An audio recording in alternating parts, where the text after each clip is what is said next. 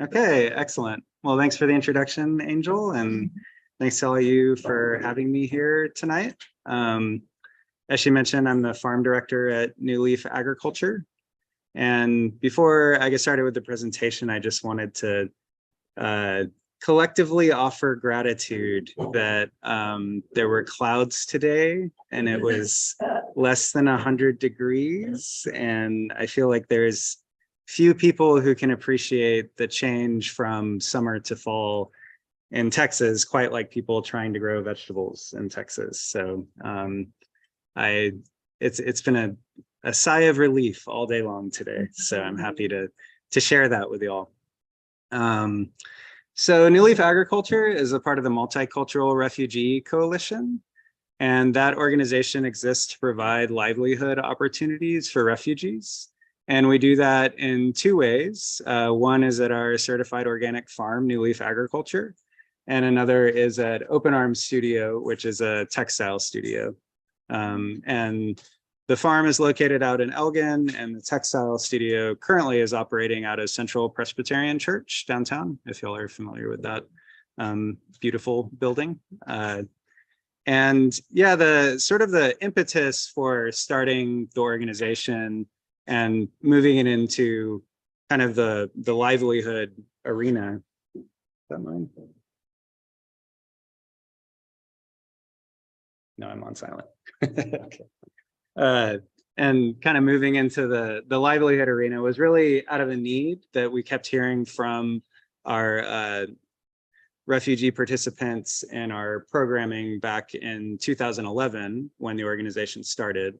So back then we had community gardens, and then we also had a community sewing studio. And we just kept hearing from the folks who were attending those meetings that, you know, if they just had a place to farm or if they just had a place to sew, they could use the skills that they brought from their country of origin to earn a living for their family. And so that was really kind of, you know, where the idea to make the mission of the organization to figure out a way to provide livelihood opportunities for these folks. And I'll get a little more into the specifics of how we do that at each organization, but that's really kind of the spirit of the organization and where that was born from. And also today I'll focus a little while, just sort of a general overview of the organization, as well as I wanted to touch on our carbon farm plan that we've been writing in partnership with National Center for Appropriate Technology and Carbon Cycle Institute. We've been working on that for about the past year. Yeah, coming up on a year. And it's Texas' first carbon farm plan. It's a process that's been going on for a little over a decade now, mostly in California and Colorado and places other than Texas. So I'm happy to share our experience with that process. And yeah. So just tell you a little bit more about the farm. It's a 20-acre certified organic farm, and we're located in Elgin, kind of closer to Manor, but technically it's Elgin, still in Travis County, actually, like that little zone right there just past the Walmart. We're kind of over in that area. And we do certified organic produce as well as certified organic pasture-raised eggs. The 20 acres that we farm is located on a broader 300-acre ranch. And that's owned by John Veal. He's a longtime conservationist in the area. And the 300-acre farm is actually a part of a broader 2,000-acre conservation easement that's called the Wilbarger Creek Conservation Alliance. And so basically John got together with a bunch of his neighbors out there, and they formed this conservation easement around Wilbarger Creek, as well as Willow Creek and Dry Creek and a few of the other creeks out in that area. So it's pretty cool because it's only, you know, 20 minutes from downtown Austin, and there's 2,000 contiguous acres of land that will be protected into perpetuity from a lot of the development that you've likely seen going on around here. So really great organization to look into, and Travis County has been really instrumental in helping to fund that conservation easement. So as far as the way the farm distributes most of our produce, we have a CSA that we deliver 32 weeks out of the year. And we're also at the Mueller Farmers Market every Sunday from 10 to 2. I don't know if y'all, who's been to that market? Yeah, it's pretty cool. It's like, you know, different than a bunch of tents in a parking lot. It's definitely got like a vibe to it. Got a splash pad for the kids and, you know, the whole thing going on. So yeah, we'll be there this Sunday with our okra and very spicy arugula. But in the coming weeks, we'll have all the fall stuff coming in, fingers crossed. So that's mostly where we sell our produce. We do a little bit of restaurants, but it's mostly just kind of whenever we have a glut of something and, you know, we call someone and see if they want 100 pounds of squash or whatever. So as far as our staff out at the farm, currently we're employing 7 part to full-time refugee farmers. And our primary farm team, we have folks from Congo and Bhutan and Burma. Those are the 3 countries represented on our primary farm team. And can you tell us, this is a field of parsnips, daikon? That's daikon, yeah. So this is some cover crop that I guess this is from last like, you know, February or something. So yeah, this was a field of daikon and 4010 field peas and oats and also some purple top turnips in there. Yeah. And we have really heavy clay soil out at the farm. So we like to do a lot of like deep taproot root crops that a lot of time in our cover crop mixes, and a lot of times we won't even harvest them, or if we need them, we will harvest them and include them in the CSA or take them to market. So we're seeing oat, which is the narrow blade. The kind of grassy looking one. And then the peas are the kind of pea shoot looking ones, the 4010 field peas. And then it's just, I think this wasn't like a typical cover crop radish. This was like Miyashagi daikon, and then purple top turnips. Yeah. So in the past year, in addition to the carbon farm plan that I mentioned, we've also been getting into food access efforts for refugees. So prior to 2022, we were kind of like any other organic farm. We just happened to employ refugees, but not a lot of our food was actually getting into refugee households.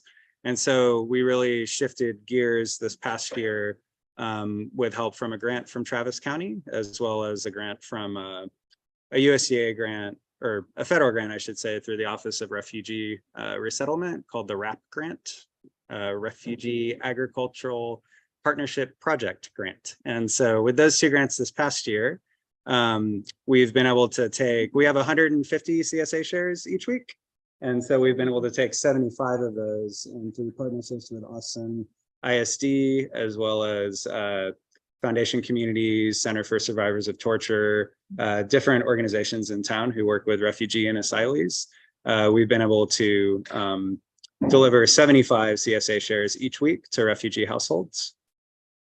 And we also, this past year, launched our traditional provisions program. So it's kind of separate from the farm's primary production. And this program is really geared toward people who have agricultural backgrounds, but they have family obligations or other jobs, those sorts of things, to where they can't necessarily work on the farm. And so each person, each community farmer is what we call them, gets 5 50-foot beds out at the farm, 3-foot wide beds. So, you know, a pretty decent amount of growing space. And then they grow what they want for their own communities. And then also with help from the grant from Travis County, we're actually able to purchase that from them. And then they distribute it for free to their communities. So it's kind of like a, you know, kind of like we're running a organic produce food bank of culturally desired produce for refugees or something like that. And at the same time, all these folks are able to earn a supplemental income while they're feeding their own communities. And it's been really interesting to see all the different vegetables that they grow, because, you know, there's certain things at the farm that we all consider staples of certain seasons. And they actually kind of like turn their nose up at it. They're just like, oh, kale, like, why would anyone eat that? You know, or or like salad. I don't think in a lot of their cultures salad is really like a thing you eat at every meal. They're like, you know, why would you want this flavorless thing that you have to dump a bunch of dressing on and that sort of thing. But some of the things that have really been interesting to me are a lot of the different greens that, you know, in American cuisine we wouldn't necessarily think of as greens. So one example of that is the Congolese farmers like to grow squash, but for the greens, like summer squash or sometimes pumpkins, like vining pumpkins. And it's real spiny. You know, I'm sure everyone here has grown a little bit of squash in Texas. So you actually like pluck the leaf and then from the stem, like pull the spiny strands off of it. So it takes a little bit of prep. And then you chop it and boil it and mix it with rice. And I think like mixing it with like rice and tomatoes and onions is sort of like a traditional dish that they make with it. And then another one from our Burmese farmers is roselle hibiscus greens.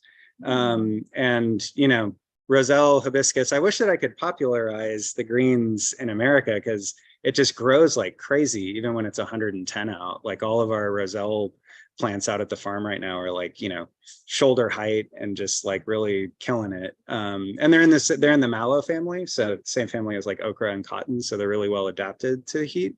And they have kind of like a tart flavor, sort of like if you were to bite just some raw hibiscus leaves or hibiscus flowers. But Sweeney, one of our Burmese farmers, brought some for me to try that she made with just some garlic and onions, kind of like you would any other green. And I mean, it was really great. So anyway, I would encourage everyone here, if you're looking for something to grow in the summer months, to have something green coming out of your garden. You can grow the roselle hibiscus, and then, you know, come fall, like right around now, it starts to put on the actual flower buds, and then you end up with tea. So as long as you don't chop down too much of the leaves. And then of course there's just like special varieties of things, like our Nepali farmers are really into this certain pepper called Dale Kursani. It's like these tiny red, very spicy peppers, like around 30 to 50,000 Scovilles.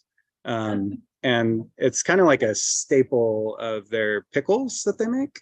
So they make a pickled mustard green dish where they dry the mustard greens first and then ferment them after that with like mustard oil and turmeric and some different spices. And then they always throw a few of these Dale Kursani peppers in there, and that heat just really kind of gets absorbed in the oil and permeates the whole thing. But biting into one, which I've done, is like a little crazy. So anyway, through this program over the past year, we've donated 24,000 pounds of organic produce to refugee households, both through the CSA as well as the community farmer program. And then from the 18 community farmers that we've had, we're scaling up to 24 this season, but we've had 18 over the past year, and they have made $45,000 in supplemental income. So it's, you know, split amongst all of them. So it's a really great way for them to earn that supplemental income, stay connected to their agricultural roots that they brought from their country of origin, and feed their communities all at the same time.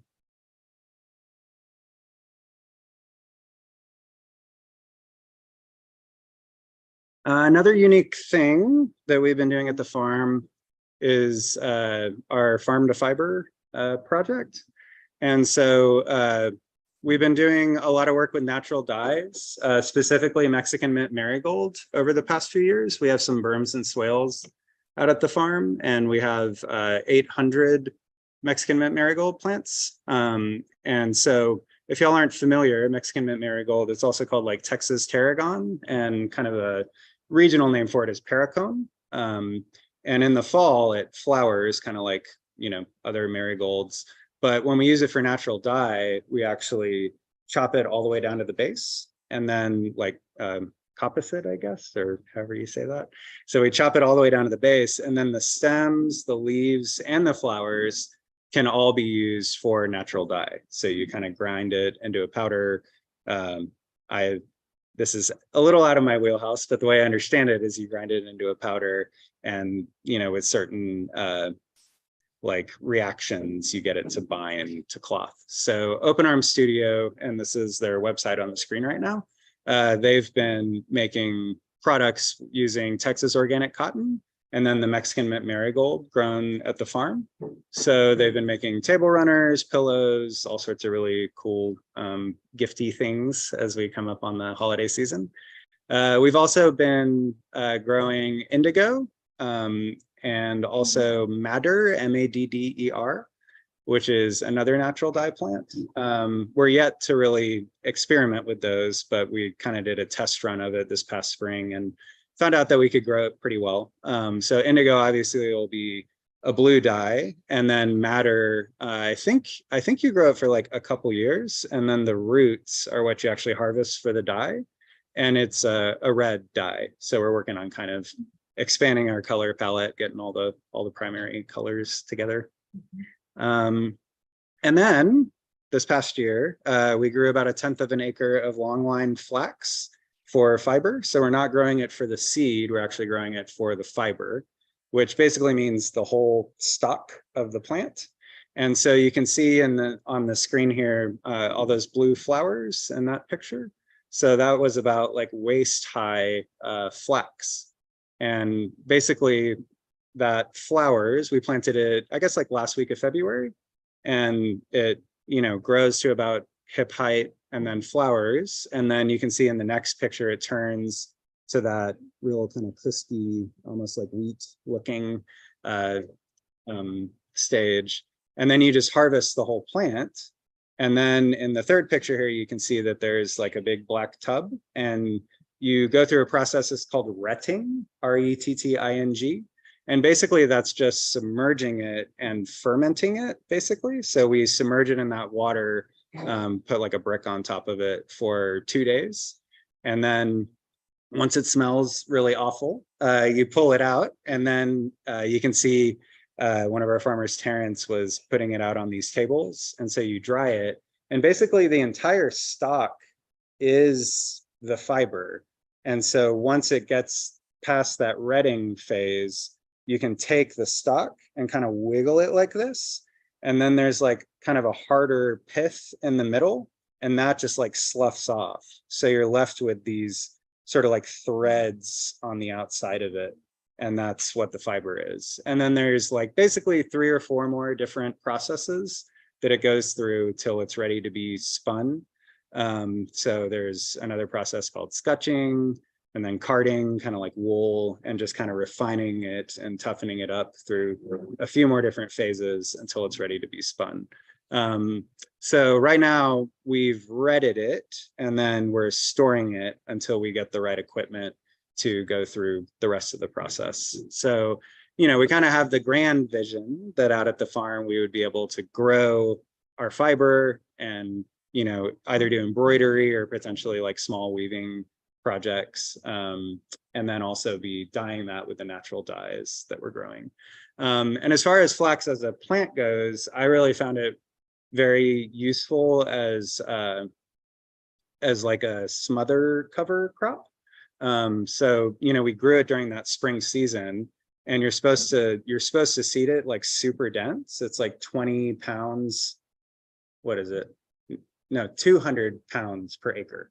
So for our 1/10 of an acre, it was 20 pounds of seed. So like you seed it really dense because you want it to be competing for light with the ones next to it, because you want it to grow tall, kind of like looking for the light. And so because you're seeding it that dense, like after we harvested it, you can kind of see in that middle picture, like the ground was completely bare. And I mean, that was in like June, and there's usually like 5 foot tall Johnson grass in that field. So it was really kind of impressive the way it managed to like smother everything out.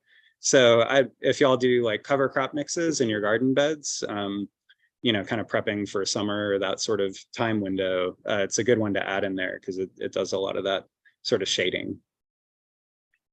You say like starting in like May is a good time to plant, or April or May in Texas? I would go earlier than that. I mean, we tried it once in November, and then you were mentioning kind of the brutal freezes that have happened, and it survived actually. There's like, we're actually like 5 or 6 degrees colder out at the farm. It's sort of a microclimate because the creeks come together there.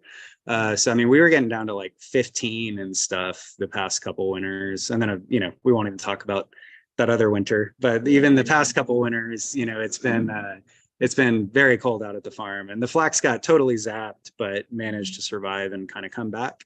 But it was basically worthless after that. Just the strength of the fiber, it just didn't, you know, didn't quite have the same kind of, I don't know what you would call it, but growth spurt or something. So it wasn't as robust. So really, I kind of seeded at the same time that I would seed a lot of the well, like late February, I think. Basically, like, you know, to where after it's established for 2 weeks, you're kind of getting to the end of the frost. And then I think this was like mid-June was when we were harvesting it. So it stays in for you know, quite a while. You basically want it to get to that point where all the seed heads are like totally dry and it's really kind of crisping up. And that's the point that you want to harvest it.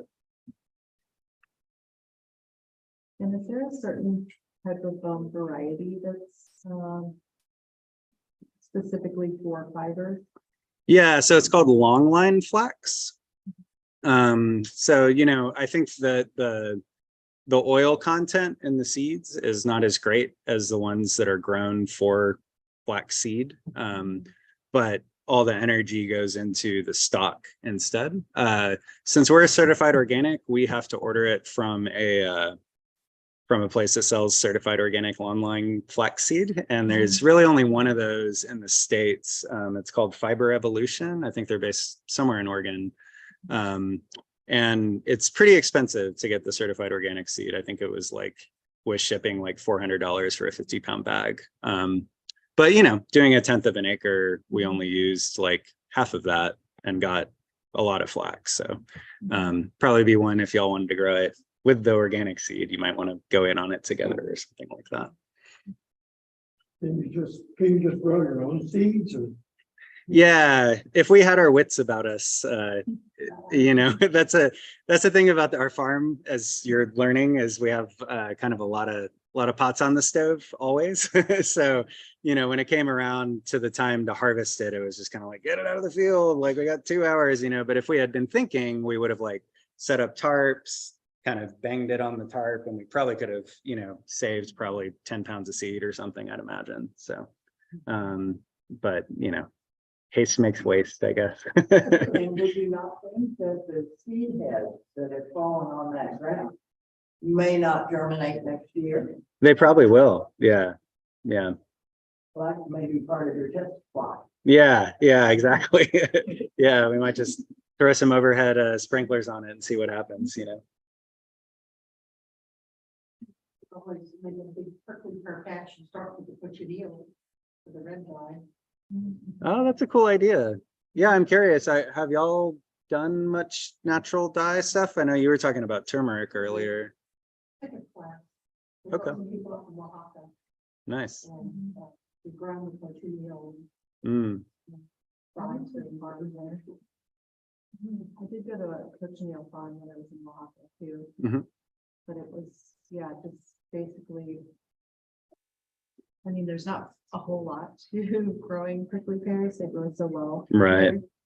So it's just a matter of, I think, kind of creating like the stressful conditions that attract the bug. But right. Yeah, it'd be exciting to see somebody making that here. Yeah. Yeah, totally.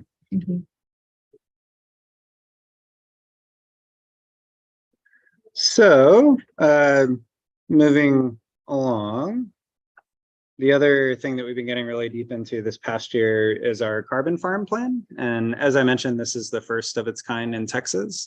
It's a framework that was developed by Carbon Cycle Institute. They're out of Marin in California. And basically, it's a way to identify all of the different niches on the farm for sequestering carbon. So kind of looking at the farm as a sort of a total ecosystem and thinking about areas of the farm outside of just wherever your annual crop production is happening. And kind of, you know, just really thinking about ways to maximize carbon sequestration at the farm. And so it uses a tool called Comet Farm Planner. And you can actually, on the last slide, I have the website, but you can actually fiddle around with this on your own. I think it's like comet-farm.com, but you can just Google it. But essentially, it's, you know, looking at a set of regenerative practices and entering, you know, your soil type and some other variables, and then the amount of space that you're going to be employing this practice on, combined with other practices.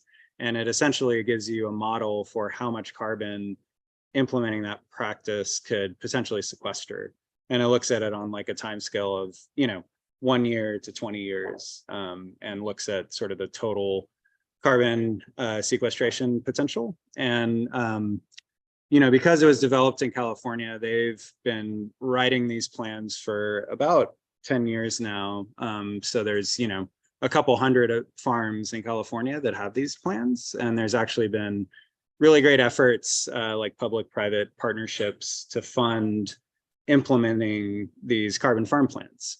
And so our farm is the first one in Texas to have this plan. And back in May, we had like a carbon farm field day where we had a bunch of producers as well as technical assistance folks come out to the farm, learn about the process, and then connect with the folks from NCAT, which is National Center for Appropriate Technology. Not sure if y'all are familiar with them, but doesn't sound like an ag organization, but it is. They're a part of ATRA, which is, so they're essentially, you know, one of the few like federally funded, like nonprofit regenerative ag organizations. So it's a really, really cool organization. Their website's great. They have a podcast, you know, kind of doing a lot to advance regenerative agriculture among producers. And then, you know, the whole purpose, of course, for us is to implement the practices in the carbon farm plan in order to improve the soil health, in order to make the farm more robust, and be able to create more livelihoods for the refugee farmers that we work with.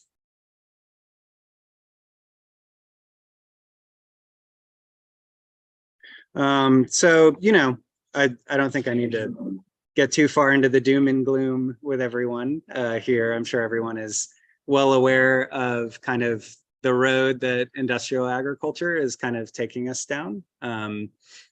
And so basically over the past 150 years, you know, we've lost 50 to 80% of the world's topsoil, and most of that has ended up in the atmosphere. And carbon farm planning essentially employs regenerative practices that help to reverse that trend of carbon going into the atmosphere and actually bring that carbon back into the soil. And the way that it does that is to sort of reestablish that relationship between solar energy and living plants and microorganisms in the soil. So if you think about the industrial agricultural model, you know, there's sort of like a severing of that relationship. You know, I drive past thousands of acres of corn every day on my way to the farm, or what was corn up until recently, you know, and every field is just sort of like this barren, sun-baked, like moonscape, essentially. And so year over year, kind of treating your soil and treating the life in your soil that way, you essentially completely sever those bonds to where the soil becomes kind of this inert kind of medium for a plant to stand up in while you dump chemicals on it. And so really the whole idea of the carbon farm plan is to look at all the different ways that your farm can proactively reestablish that connection between plants and the life in the soil. And I like to think of carbon as sort of the energetic currency of that relationship, which is why there's sort of a focus on carbon. You can see in this graph off to the right, sort of, you know, as your soil organic carbon budget, if you will, declines, that's when a lot of your production potential declines and you end up having to overcompensate with more and more fertilizers.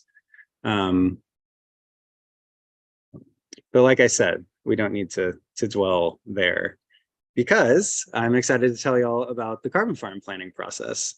So essentially, we take different regenerative practices and layer them over a base map of the farm. So you can kind of see this is one section of our farm in this map. And then it's probably hard to read from where y'all are sitting, but off to the side, we have one of the fields selected, and it has the size of the field. And then it has all of the different practices that we're implementing there. And this is one of our annual vegetable fields. So we're doing crop rotation, we're cover cropping, we're doing nutrient management, which is basically soil testing and applying specific micronutrients based on the soil recommendations. And we're doing prescribed grazing. We have 150, well, grazing in quotation marks, I guess. We don't have any ruminant animals, but we have 150 laying hens that we pull around in a mobile coop, and they have a 50 by 100 foot electric fence around them.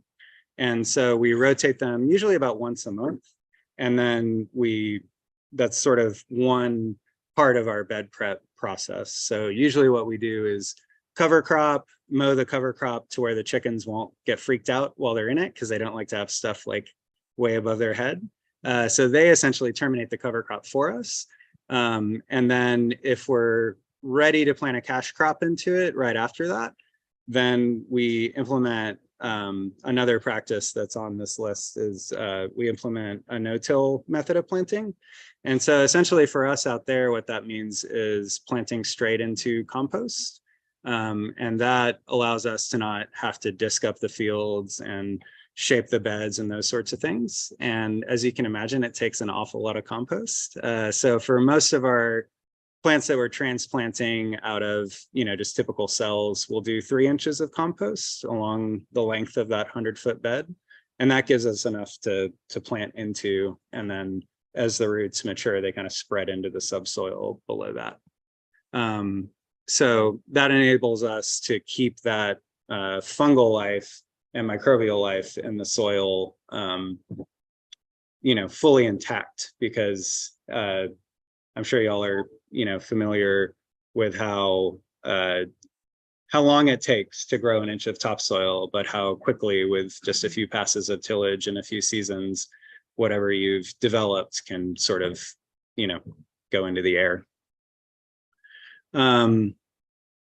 So one of the cool things, and one of the things that got me most excited about the plan, is it also looks at parts of the farm that are outside of your typical annual production. So we're on 20 acres, but we're actually only cropping 6 of that.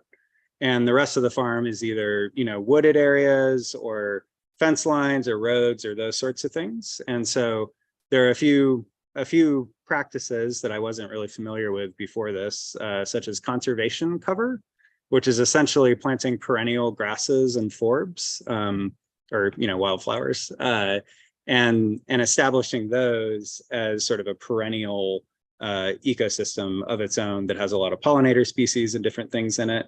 And then, using the Comet Farm Planner that I mentioned, you can actually enter the acreage that you're employing that practice on, and it'll tell you how much carbon can be sequestered over the course of a 20-year period from getting that perennial ecosystem established. And so for us, that's like, we need to keep like a chunk of road along the side of one of the swales in order to be able to pull the chicken tractor along it. But we're probably only going to move the chicken tractor along that road, once a year. And so for me, I was just like, oh, well, that's our road. And every now and then I mow it, and that's it, But once we got into the planning process, it was like, oh, well, what about that little strip there? Like, what can we do with that? So it was a really cool way to sort of like open your mind to other possibilities on the farm, not only for, production, but also for just opportunities to sequester carbon. And so, as it says here, once our plan is fully implemented, and once the orchard and windbreaks are established and all the conservation cover, and once we really dialed in all of our practices in the annual fields, we'll be able to sequester 22 metric tons of CO2 equivalents each year. And that's about enough energy to power 3 homes for a year, if you look at CO2 equivalents.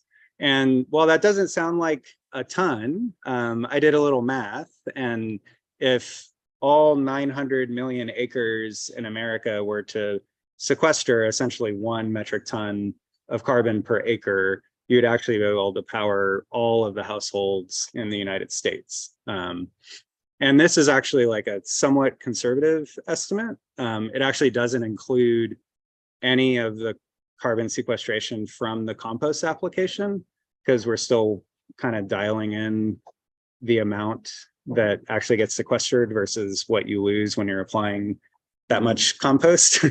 So anyway, this number will eventually go up pretty dramatically, but I still feel like it's, you know, kind of an impressive thing to think about a metric ton per acre of carbon sequestration. And how are you measuring CO2? It's CO2 equivalents, because you know, in the soil, it's not CO2 necessarily, it's like carbon. So that's the unit that they use is CO2e, CO2 equivalents. And I forget the exact like definition of that. But are you asking how do we measure it in the field or? Yes, sir. Yeah. So that's an interesting thing, because a lot of times when you talk about carbon sequestration, especially these days, I think what immediately comes to people's minds is carbon credits and like, you know, potentially monetizing the carbon that you're sequestering and those sorts of things. And I think for a lot of industries where there's like a definite carbon capture that occurs like out of the top of a pipe or something like that, it's a lot easier to measure that. So there's attempts at kind of bringing the carbon, you know, agricultural carbon sequestration into carbon markets, but it's actually not really there yet. There's a few companies kind of piloting, you know, just with funds that they've raised, trying to, you know, pay farmers for carbon sequestration. But one of the real holdups is the measurement, like you're talking about, because there currently doesn't exist any great technologies for giving you an accurate enough measurement of how much carbon is being sequestered. So the way that we are approaching it is essentially measuring soil organic matter, which is 50% carbon. And we're measuring that, or roughly 50% carbon. And so within our soil tests, and most standard soil tests will tell you your soil organic matter content, we're just measuring the trend over time of how much soil organic matter is aggregating. And so that's really kind of the way that we're approaching it, just because the technology and kind of the legitimacy of measuring soil carbon is very expensive right now, and also not accurate enough for that expense, essentially. And I know you mentioned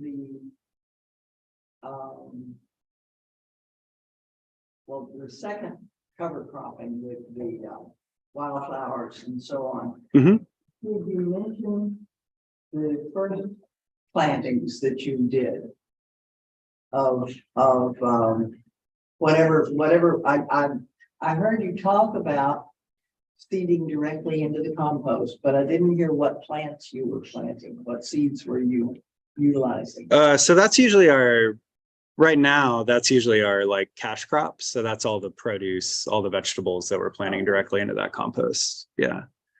So. Do you make your own compost? We don't. Yeah, we need so much right now that we just don't have the waste stream really to do that.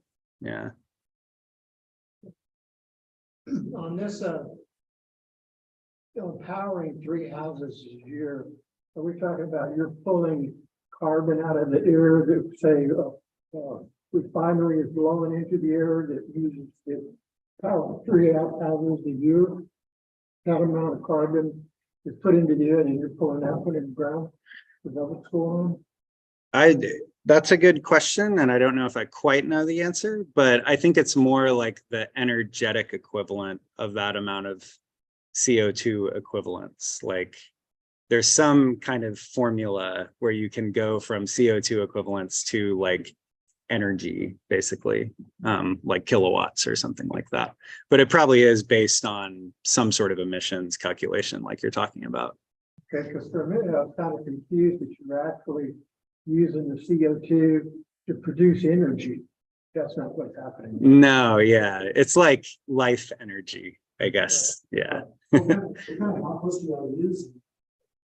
We get ours from Organics by Gosh. We use their triple power compost. And so we buy it by the, 20-yard truckload.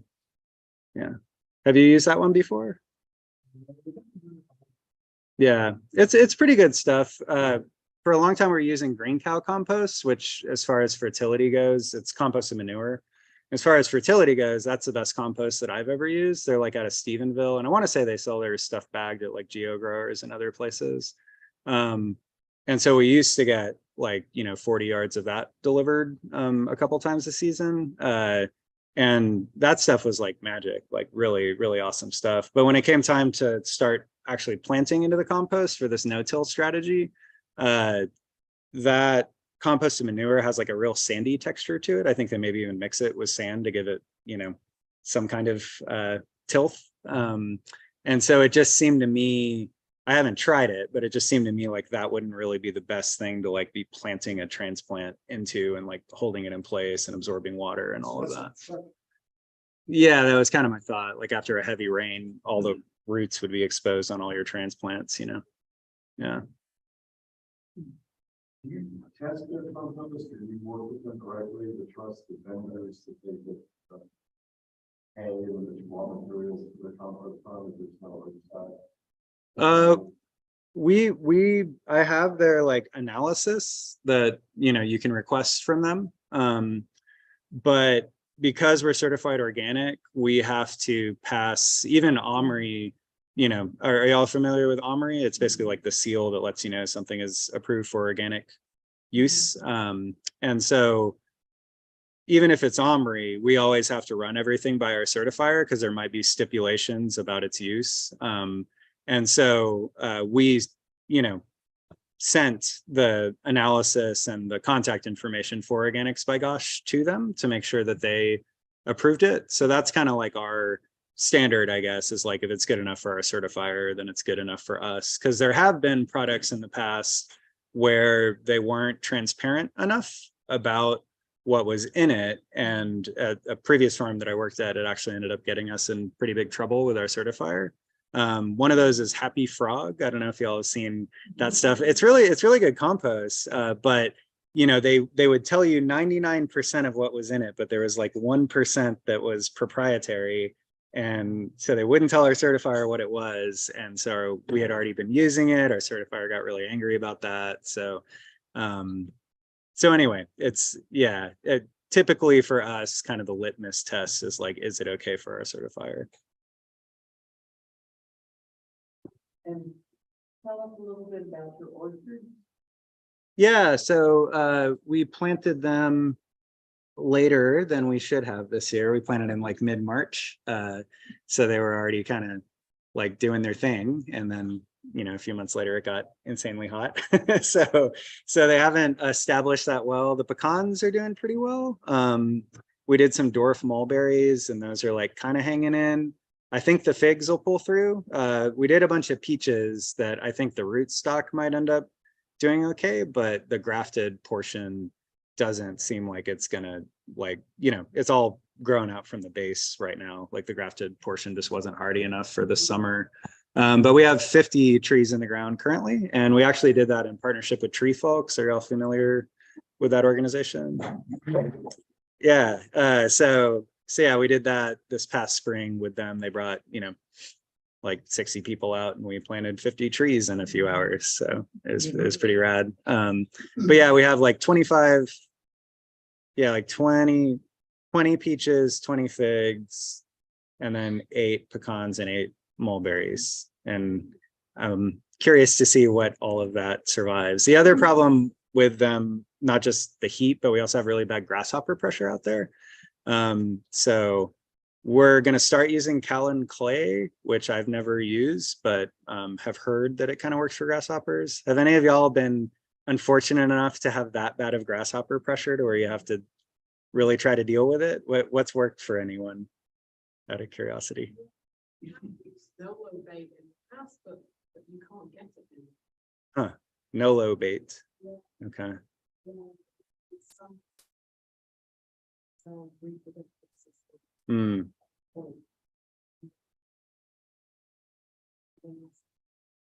Yeah.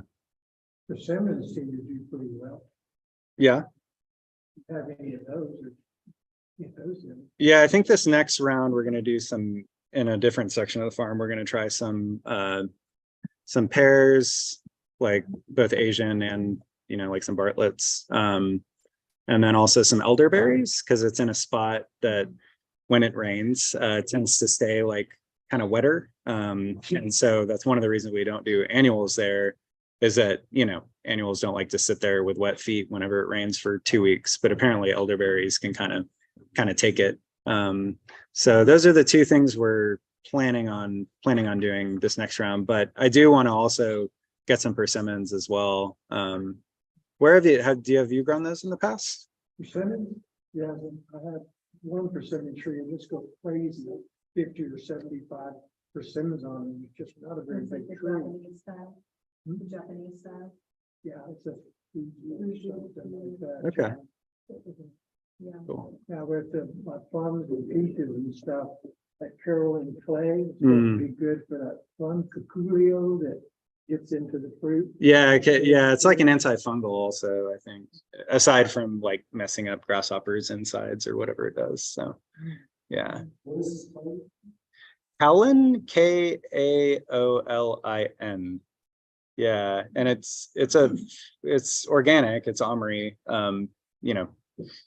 Different brands are Omri certified, and it's an antifungal. Some people use it for that, but I've heard it's kind of one of the only things you can spray for grasshoppers because they eat it, and I think they don't even like to land on it. Like it feels weird on their feet or something, so they like. Coats the plant, they don't like to. Yeah. And then if they eat it, it like gunks up their insides and makes them die a horrible death, which is just okay with me for those guys. But yeah. Kaolin? Okay. Kaolin. Okay. And I don't know whether any of us who have been around for a while remember when Forrest had his farm out in Red River. Wasn't he using just plain flour? Dust his plants with or grasshoppers? That's interesting because I bet it has a similar similar texture. So yeah. Well, maybe we'll give that a shot too. Yeah. I'd be on the email with. Okay. One of our past presidents. Yeah. Yeah, I'd be really curious about that because it's gnarly out there. Like we have to, as soon as we plant kale or bok choy or anything this time of year, we have to cover it pretty much immediately because it won't be there a week later. We just have such bad grasshoppers. Yeah. There's trap the grasshoppers and eat them. Right. Start like there was like that whole cricket flower craze for a while. We could start like a grasshopper flower or something. Right. Well, I've heard guinea hens are like the best if you're gonna have a bird running around eating them, then those are supposedly the best. Yeah. Yeah, I just looked on Nolo Bates website. Mm. But that was a really good one. Biological. Okay. So they have come back to it. Yeah. As long as they don't scratch the plants up. Right. Yeah. Yeah. Yeah. Chickens are not that smart. Cool.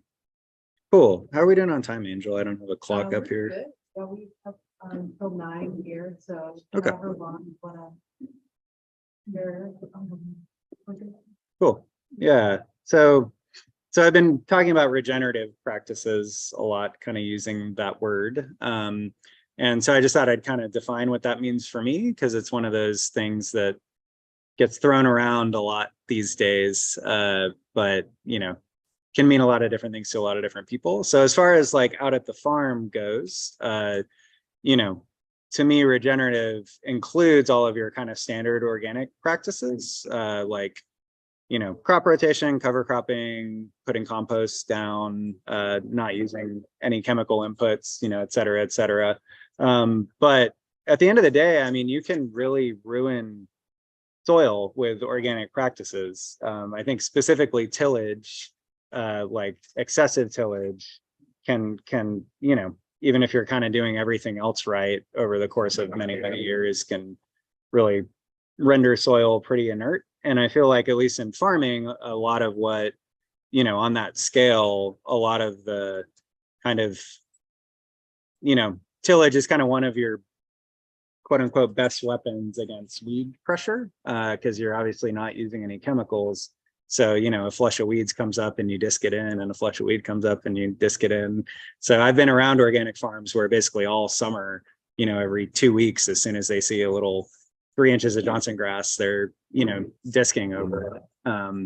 And so, you know, while that may kind of like, you know, you kind of have to balance it, like, okay, we're not using chemicals, but like, are we really like providing nutrients for the life in the soil? And actually, in like large scale no-till agriculture, John Beal, our landowner, he's been to some no-till conferences up in the Midwest, and he said they're basically like sort of presentations for chemical companies. Because I mean, you know, because people aren't tilling, you know, the sort of no-till process does provide some amount of like mulch, basically, from terminating your cover crops and things like that. But at the same time, most no-till farmers who are doing like commodity crops like that are using chemical herbicides at least a couple times in a growing season. So you know, I think no-till especially is some kind of like sort of buzzword these days, but in reality, most people who are doing no-till agriculture are probably doing it with chemicals involved. So as far as commodity crops go. So all that is to say, you know, kind of moving in a more regenerative direction for us means reducing our tillage, and then also including more perennials in the system, and then integrating the chickens into the cropping system.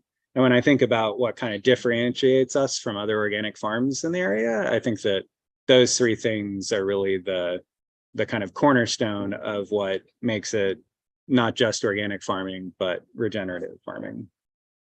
Do y'all have any thoughts on that word or anything? Do you include like a created shadow technique? So it's because I do see a lot of these, particularly on the farm, so telling like, it's not quite a good business. Yeah, and I don't actually like, I have not like taken Elaine Ingham's course or anything like that. So I imagine some folks here probably know more about what that kind of disturbance means for the soil. We are moving away. We do a lot of our bed prep and have for a long time with the BCS, and we are moving away from using the tiller and moving more toward using the power harrow, which really does just kind of disturb that top, and it's kind of a better seed bed for doing direct seeding anyway. So you know, I think yeah, there probably is some benefit to only disturbing, you know, as little depth as possible. And with the NRCS, like the county office that we work with, who actually reimburses us for doing these practices, at first we were talking to them about doing what they call reduced till. And then when I saw what that entailed as far as like the documentation necessary, it was like such a crazy amount of stuff, and they entered in this, you know, computer program and all this and that. But then all that it means to do no-till is like less than 30% disturbance over a given area. And so, you know, that's like the requirement, instead of entering everything. Yeah, I mean, I guess you could enter something in this crazy computer program, but for us, it was just easier to actually do no-till than to try to meet some standard for reduced till, just from like a practicality standpoint.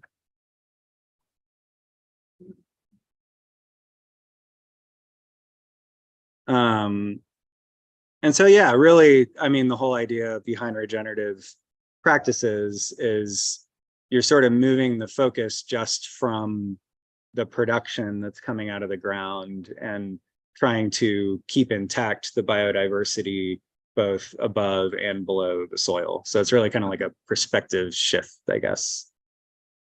your chickens, are those like the Rhode Island Reds or Yeah, they're called production reds, actually. production Reds? Mhm. That's good chicken. Yeah, yeah, they've been great. They've even been cranking them out when it's 110.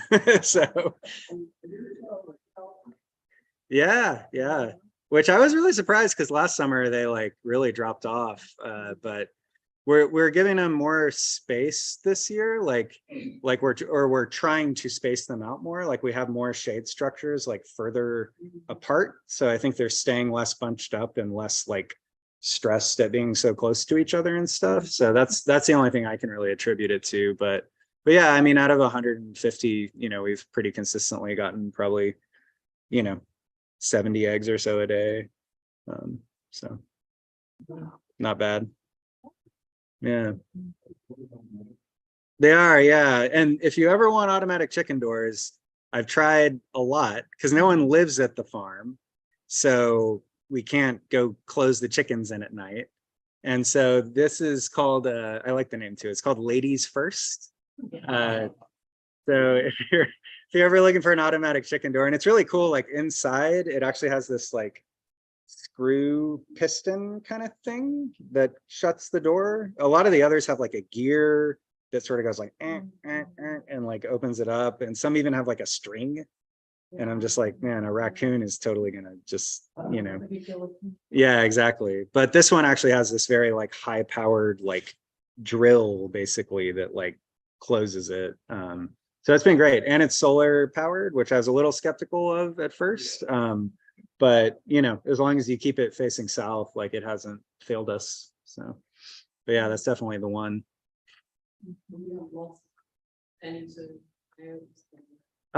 We haven't really lost much to predators. We have lost a few to heat the past couple of summers, and that's really been a bummer. And last summer we actually lost a few to like cannibalism, which was really hard to deal with. But last summer, since it got so hot so early, I think last summer it was already 100 by like mid-May, if I remember correctly.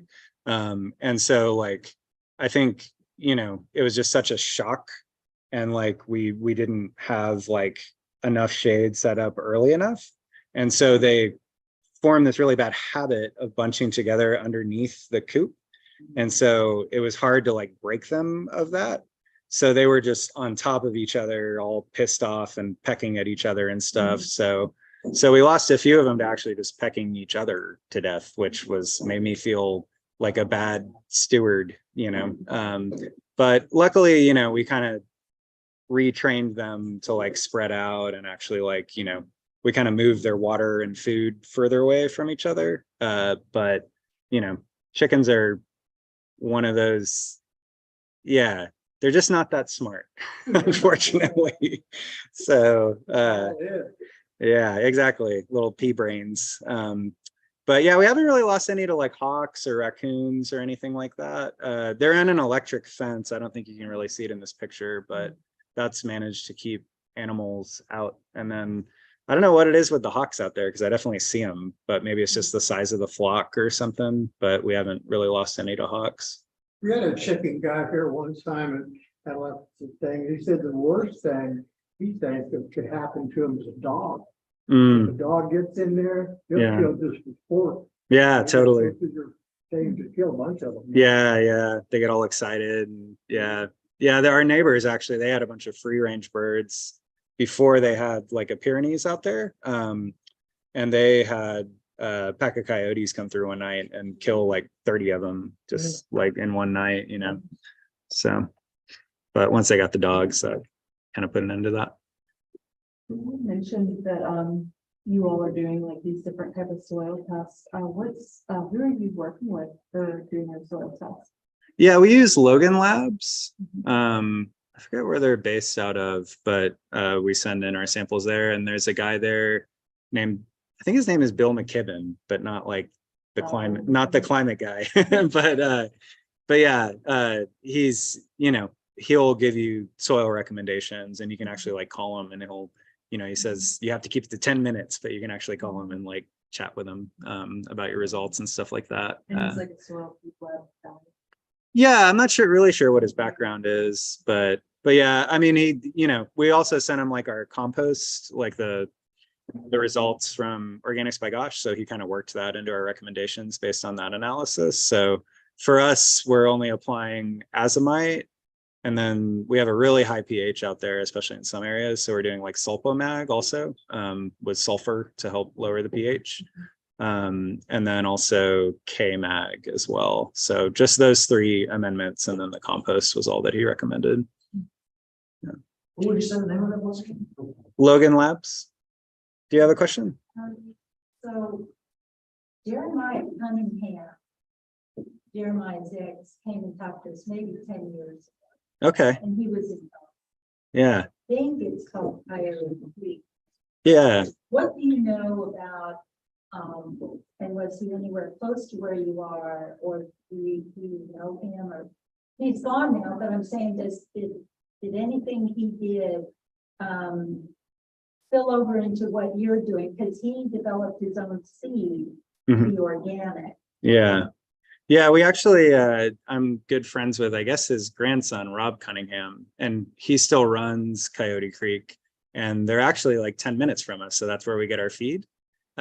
So yeah, but I wasn't aware that they were like growing their own grains and stuff like that. I don't know if they're doing that anymore. Growing some source.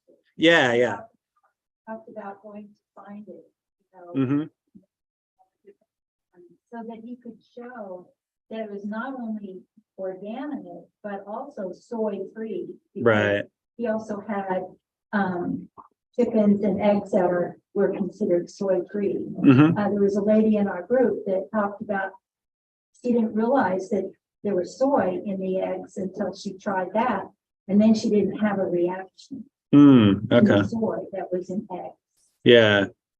Yeah, I don't think we use their soy-free formula, but that is where we get our feed, because we have to use certified organic feed, and they're like right up the road. And they've actually been really helpful, as we've had a steep learning curve trying to have that big of a flock of chickens. They've been awesome. So highly recommend supporting those folks if anyone has their backyard chickens.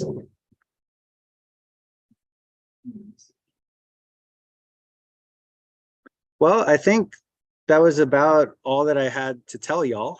I feel like I've been talking for a while, but I mostly talked about the organization and stuff, but also, if y'all have any questions about that, that's cool. But also we can just talk about like growing vegetables and stuff as well. So. Another question I have, you mentioned Green Gate Farms, and we were out there several years back. I think when they got their $25,000 grant.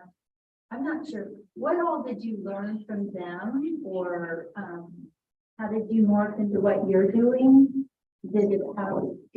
Yeah. So actually the way that I got in touch with MRC was from when I was just a volunteer at Green Gate back in like 2012 through 2017. And Skip, the owner of Green Gate, I'm not sure how he is affiliated. I think just someone who volunteered at the farm was affiliated with MRC.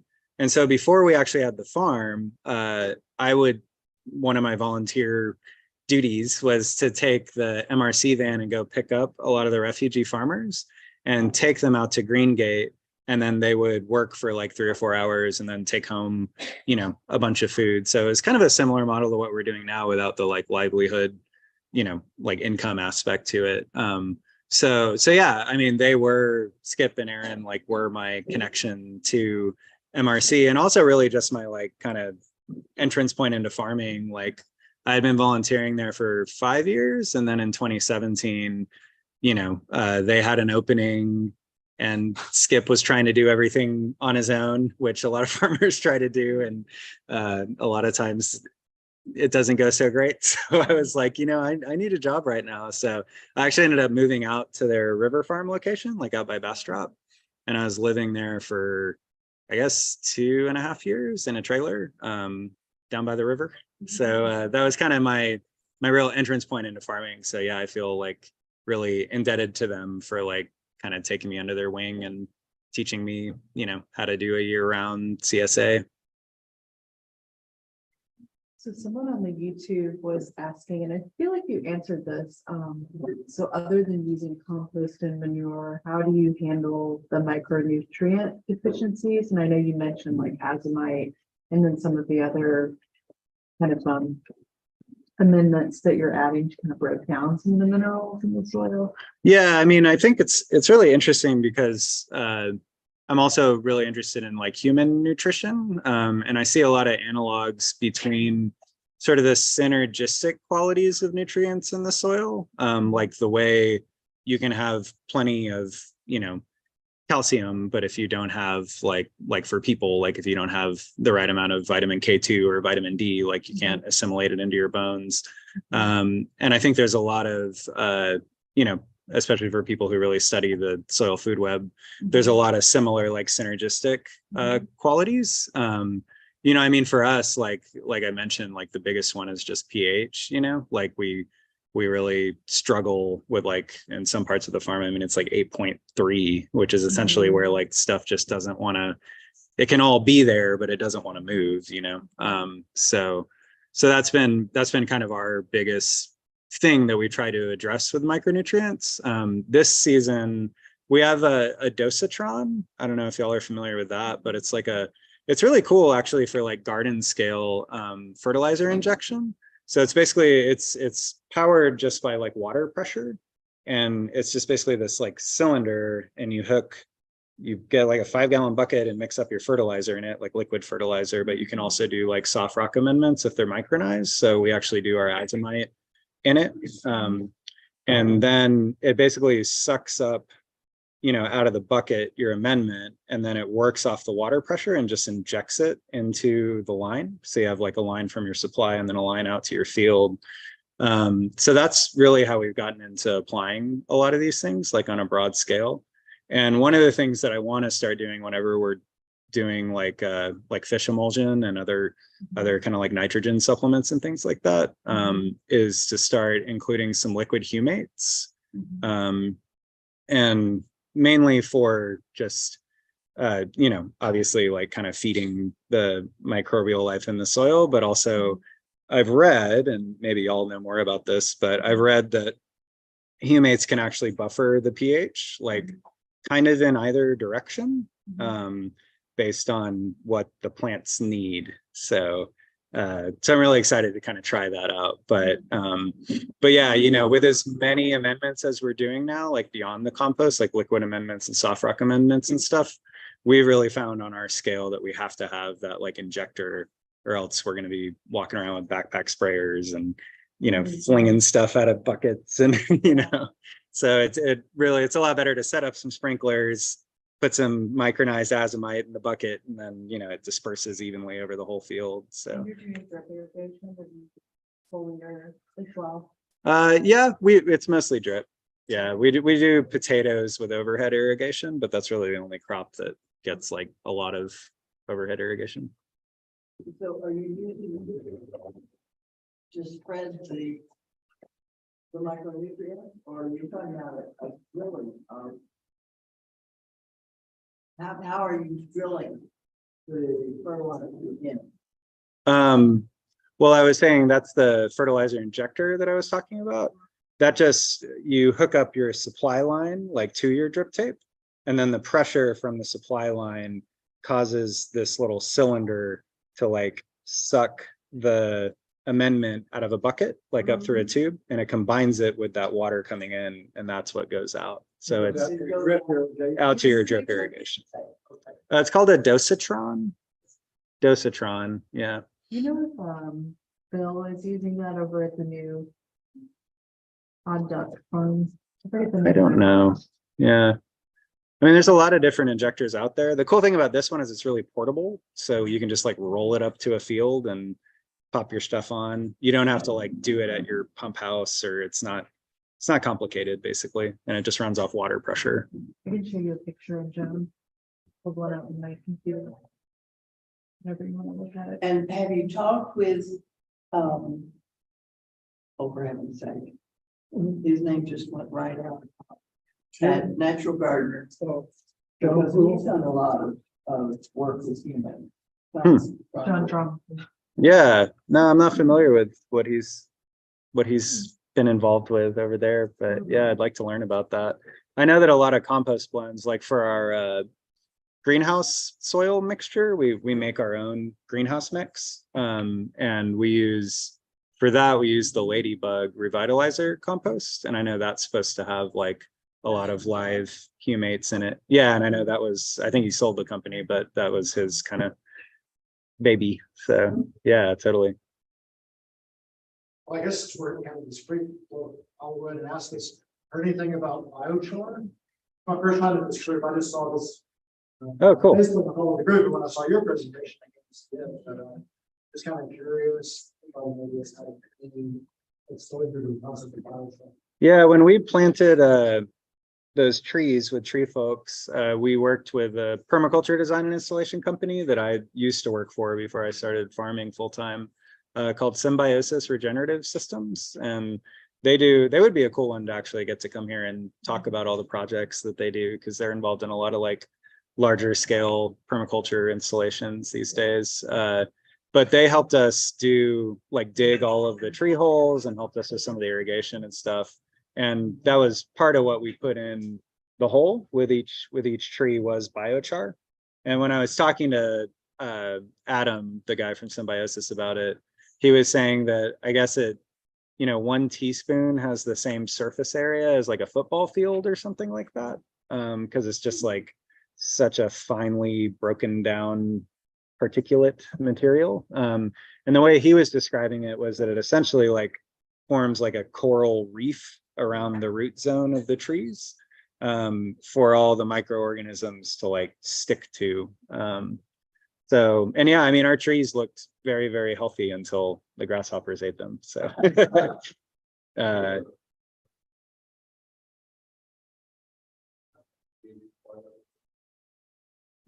awesome. I'm drinking a peach. Pete, Peach. I don't know if I do. I'll send you guys info. They're called local. They make it like they kind of have a bunch of big contracts with like the defense department. And so the biochar is just basically a byproduct of what Oh, okay. they're building, like energy systems that you can go put on site, like in a ship, the energy systems in like a shipping container. And so the biochar is like what they're using from like pallets and things like that. Oh, okay. Yeah. So yeah. Super cool. Yeah, I'd like to meet him. Yeah. I didn't realize there was like a local source for it. So. It's called local. Well, there you go. Catchy. Yeah, local. Yeah, that's the website. LOCO. Yeah. Any other questions? I know you got a lot on the farm's plate, but thought about having any larger animals grazing strategy?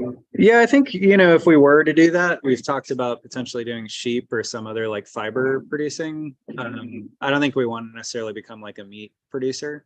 Although I've always had a kind of a soft spot for guinea hogs. I don't know if you're familiar with them. The like kind of little squatty black pigs. They're really they had them at Greengate. So, and they're good for like small farm applications, and they kind of feed themselves if you let them loose in the woods and stuff. So Yeah.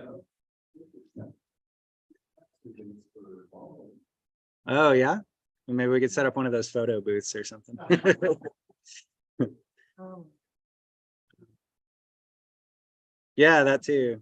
Yeah, there was an alpaca guy out in Bastrop when I was doing the farmers market out there that had a bunch of stuff. Yeah, totally. All right. Well, thanks a lot. Yeah, thank y'all. It was a lot of fun. And I got the website up here, mrcaustin.org. Our CSA starts on the 25th. So if anyone's interested, we have pickup locations all over Austin. And we can deliver some fresh produce to you. We also have volunteer opportunities. I think right now it's Fridays, and we're adding Saturdays soon once we get one of our staffers back. And then we also do like corporate volunteering or groups. So if this group ever wanted to come out and volunteer, we could do that as well, on Wednesdays or Fridays or Saturdays. And then Yeah, I have some other links up here if you want to check out more stuff about NCAT or Carbon Cycle Institute or play around with that carbon farm planning software I was telling you about, Comet Farm. And then my email's down there as well if you want to reach out to me about whatever. So this was a lot of fun. I don't really get a chance to like kind of spend an evening with growers like this. So hopefully I'll be able to make it up to some future meetings. So thank y'all. Thank you. Yeah, thank you. Yeah, and I just wanted to let everybody know too that the next meeting in October will be on, the topic is going to be on natural farming and Jadam, like making your own. Julian's coming. Well, he's not coming. He's going to join on Zoom. So it's going to be, he's coming from Zoom, but he's from New Mexico. And we saw him at a Southwest Funga Fest, and I was like, finally someone that's teaching Korean natural farming in a way that's like, I feel like it was like really accessible, tangible. Yeah. tangible, accessible. Nice. I did an argument, the planting of pine trees, you should inoculate them with truffles. There you go. 7 years of having endless supply of truffles. Wow. Yes. That's great. Pretty good cash crop. Yeah, I would say so. I can hook you up with the person that does that in Awesome. Oregon. Yeah. Another Oregon Connect. Cool. All right. Well, thanks everyone. Yeah, thank y'all. Yeah. Can I close this? Or...